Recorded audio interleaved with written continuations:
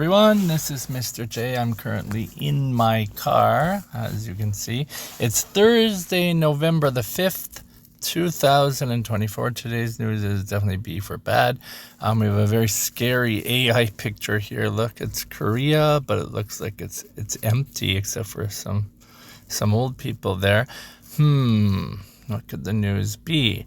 Let's look at our word list. Population, birth rate, shrinking, disappear, economy, expensive, housing, government, families, future. Okay, that's our word list. So if you don't know any of those words, make sure you review them.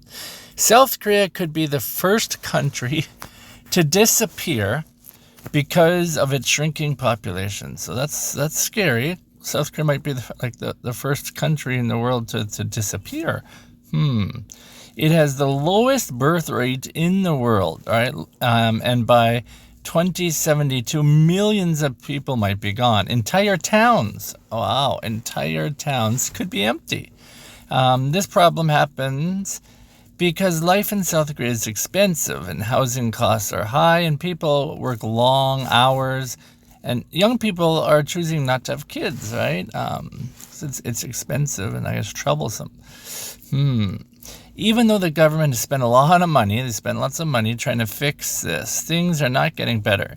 If fewer babies are born, there won't be enough workers to take care of older people or keep the economy strong. Some people even say the country could disappear, right? Some people, not everyone. I don't know. I don't have an opinion, but it's still scary to think of. To solve this, South Korea needs to make big changes like helping families afford homes, and making life less stressful. Yeah, that might be true. Without this, the future looks very hard for South Korea. Okay. What is happening to South Korea's population? Why are fewer babies being born in South Korea? What might happen by 2072? What has the government done to fix this problem?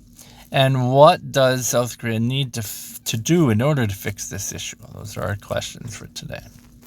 Today's word, tender.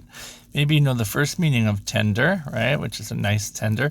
The second meaning of tender, it's not really good or bad, but let's get into it. All right. So first meaning of tender, you can see here, the Korean, right? And the next one is this. If you don't know this word, there's an explanation for you here. It's a formal offer to carry out work, supply goods, or provide services at a specified cost, right? So it's a sort of business English. Lots of business English. All right, so tender. Tender also has two syllables. So the second syllable is just like it's spelled, der. The first one's 10, but it's ten. It's emphasized, right? Emphasized, stressed. It's just like the number 10. Tender. Okay, so let's look at some examples. She gave her son a tender hug before he went to school, and the tender care of the nurse helped the patient recover quickly. That's the first meaning, okay? And the second meaning, okay? Did you hear that? My dog just yawned. Zoe over there just yawned. Sorry if it disturbed you. All right, ta-da. All right, the second meaning, the company submitted a tender for the construction project and the government accepted the lowest tender for the road repair. So the second meaning is a noun, right? A noun. The first one is an adjective. All right, let us jump over to our weather in Tongyang. Today and tomorrow are both sunny. Okay, today and tomorrow both have a low of 4. Today has a high of 12 and tomorrow has a high of 11. Okay, so sunny weather.